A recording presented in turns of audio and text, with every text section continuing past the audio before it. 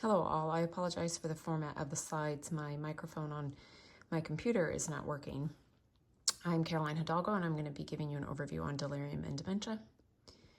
Here's my Venn diagram of the two. Dementia is a progressive disease. It's categorized by changes in the brain.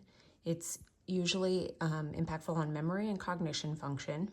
It has a slower onset and it is generally irreversible. Dementia involves difficulty with recent memory, whereas delirium mainly impacts attention and awareness and is typically acute. It is often reversible and caused by things such as dehydration and infection or illness. There's also a fluctuation in symptoms over shorter periods of time. This can be hours or days. They overlap, though, and are similar in that they both cause confusion. They both often occur in older adults, typically 65 and older. Both delirium and dementia have high risk factor for injuries, and they both cause agitation in the patients who they impact.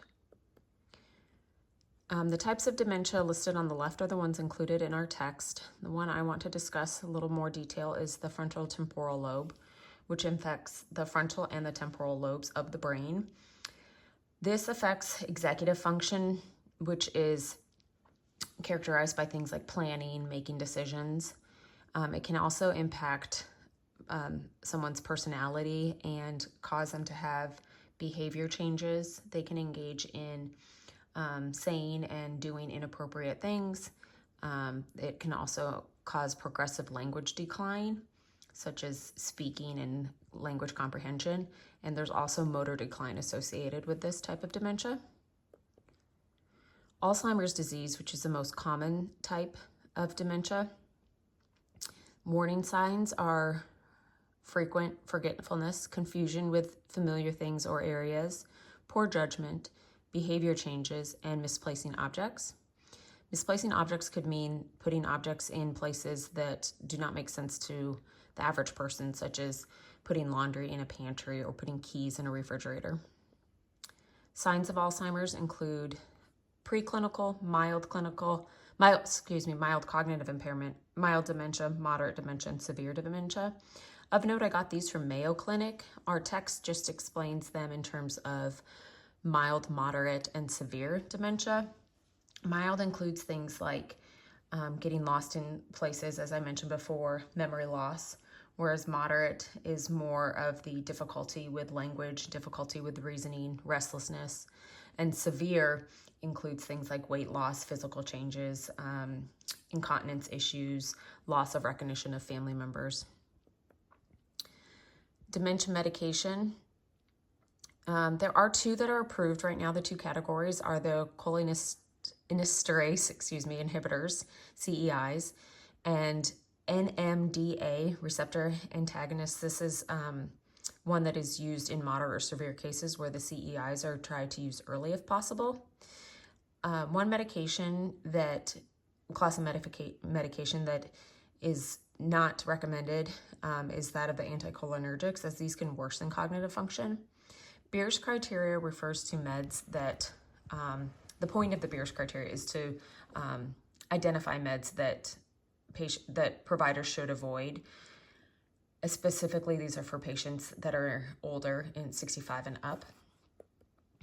Causes and warning signs of delirium include a change in a patient's baseline. Acute changes with illness and infection are often the underlying cause. Impaired attention, agitation, and anxiety. And again, with delirium, these changes are acute typically, and it's a change from a patient's baseline versus a progression of a disease such as dementia. The significance of delirium in the acute setting is that these patients are at risk for injury.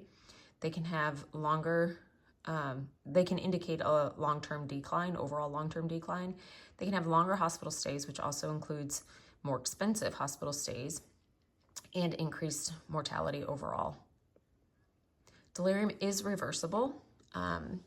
With the onset of delirium, it's often caused by the underlying health issues that I mentioned before. This could be things like a urinary tract infection or an illness.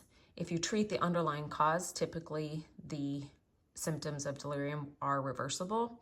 However, the longer the delirium lasts, the longer it is to recover from. dementia-related delirium, delirium in a pre-existing dementia patient can lead to prolonged hospitalization, and it can accelerate the cognitive and functional decline of that individual.